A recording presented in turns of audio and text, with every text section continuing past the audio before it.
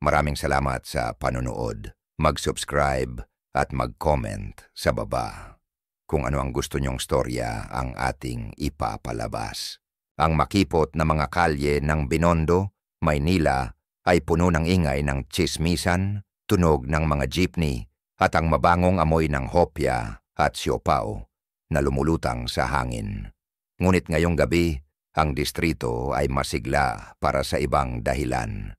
Si Senator Ramon Mon Delgado ay nakatayo sa isang pansamantalang entablado. Ang kanyang makinis na puting barong Tagalog ay kumikislap sa ilalim ng maliwanag na fluorescent lights. Ang kanyang boses ay rumaragasa sa mga speaker habang siya ay nagsasalita sa mga tao, nangangako ng kaunlaran, kasaganaan at proteksyon. Mga kababayan, ako po si Senator Mon Delgado, ang inyong tunay na lingkod bayan.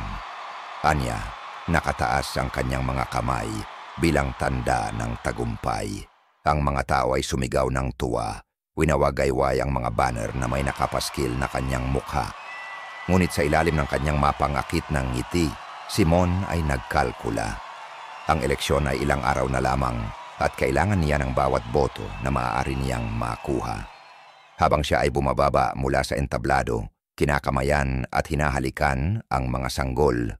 Ang kanyang campaign manager na si Aling Nena ay bulong na nagsabi sa kanyang tainga. Senador, may balita. May kakaibang sakit na kumakalat sa Maynila. Parang tulad sa mga pelikula. Mga taong nagiging halimaw. Pinagwagaywayan ni Mon siya. Nena, huwag mo akong istorbohin sa mga kwentong barbero. Wala akong panahon diyan. Kailangan kong manalo. Hindi niya alam na ang sakit na sinasabi ni Aling Nena ay unti-unting kumakalat na sa mga anino ng Binondo. Sa hating gabi, ang mga kalye ay tahimik na hindi karaniwan. Si Mon ay nakaupo sa likod ng kanyang itim na SUV, nag-scroll sa kanyang telepono, walang malay sa kaguluhan na nagaganap sa labas. Biglang huminto ang sasakyan. Ang kanyang driver na si Mang Ben ay lumingon sa kanya na may malalaking mata. Senador, may mga tao sa labas. Parang hindi sila normal. Tumingin si Mon sa labas ng bintana at napatigil. Isang grupo ng mga tao o kung anuman ang dating mga tao ay gumagapang papunta sa sasakyan. Ang kanilang mga mata ay maputi at malabo. Ang kanilang mga bibig ay tumutulo ng dugo. Isa sa kanila ay sumugod sa sasakyan, hinampas ang bulok na mga kamay nito sa bintana. Ano ba yan? Sigaw ni Mon, nanginginig ang boses. Sige Ben, umatras ka. Umatras ka. Ngunit huli na ang lahat. Marami pang mga zombie ang lumabas sa mga eskinita, pinalibutan ang sasakyan. Nagpanik si Mang Ben at tinapakan ng gas, sumalpok sa horde. Ang sasakyan ay sumubsob at bumangga sa isang kalapit na stall, nagpapalipad ng mga prutas at gulay. Tumumba si Mon mula sa sasakyan, ang kanyang barong ngayon ay marumi at punit. Ben, tulungan mo ako, sigaw niya. Ngunit si Mang Ben ay tumakbo na para iligtas ang sarili, iniwan ang senador. Mag-isa at desperado, tumakbo si Mon sa madilim na mga kalye ng Binondo. Ang kanyang makintab na sapatos na leather ay nadudulas sa cobblestones.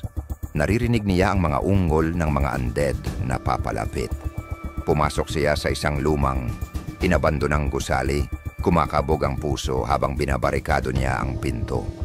Sa loob, nakita niya ang isang maliit na grupo ng mga nakaligtas. Isang street vendor, isang estudyante, at isang matandang babae. Tiningnan siya nila na may halo ng paghanga at takot. Senador Delgado? Tanong ng estudyante. Tulungan niyo po kami. Ngunit masyadong natatakot si Mon para magmalasakit. Ako muna ang dapat iligtas. Ako ang senador. Hindi ako pwedeng mamatay dito. Nagkatinginan ang mga nakaligtas ngunit walang imik. Alam nila na wala silang magagawa kundi umasa sa kanya sa ngayon. Lumipas ang mga araw at ang grupo ay nahirapang mabuhay. Nauubos na ang pagkain at tubig at ang mga zombie ay walang humpay. Si Mon gayunpaman ay nag-ipon ng anumang supply na kanyang makita, tumangging magbahagi. Kailangan ko to para makalabas ako at humingi ng tulong, giit niya. Isang gabi, habang natutulog ang grupo, lumapit ang estudyante, isang binatang nagngangalang Jomar, kay Monjeri. Senador, may plano ako. May barko sa pier na pwedeng magligtas sa atin, pero kailangan nating magmadali. Nagningning ang mga mata ni Mon. Sige, tara na. Ako ang uuna. Ngunit habang sila ay naglalakad papunta sa pier, nanaig ang kanyang pagiging makasarili. Nang lumitaw ang isang horde ng mga zombie, itinulak niya si Jomar sa karamihan. Ginamit ang binata bilang pantaboy para iligtas ang sarili. Pasensya na anak. Kailangan kong mabuhay, sigaw niya habang tumatakbo. Nakarating si Mon sa pier kung saan may nakahandang maliit na bangka. Ngunit habang siya ay sumasakay, sinalubong siya ni Aling Nena at Mang Ben. Ang kanilang mga mata ay malamig, ang kanilang mga mukha ay puno ng pagkasuya. Senador, alam na namin ang ginawa mo kay Jomar, sabi ni Aling Nena. Hindi ka karapat-dapat mabuhay. Bago pa makapagprotesta si Mon, itinulak siya ni Mang Ben palabas ng bangka. Nagpalakad-lakad si Mon sa tubig, sumisigaw ng tulong, ngunit tinalikuran siya ng mga nakaligtas. Habang siya ay nagpupumiglas, ang mga zombie ay bumaba sa kanya. Hinihila siya ng kanilang bulok na mga kamay. Sa kanyang huling sandali, napagtanto ni Mon ang katotohanan. Ang kanyang pagiging makasarili ang nagdulot ng kanyang pagkawasak.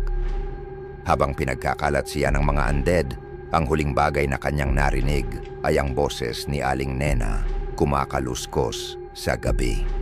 Walang lugar sa mundo para sa mga tulad mo. At sa wakas, ang dating makapangyarihang Senator Ramon Delgado ay wala na. Ang bangka ay naglayag papalayo. Dala ang mga nakaligtas sa kaligtasan.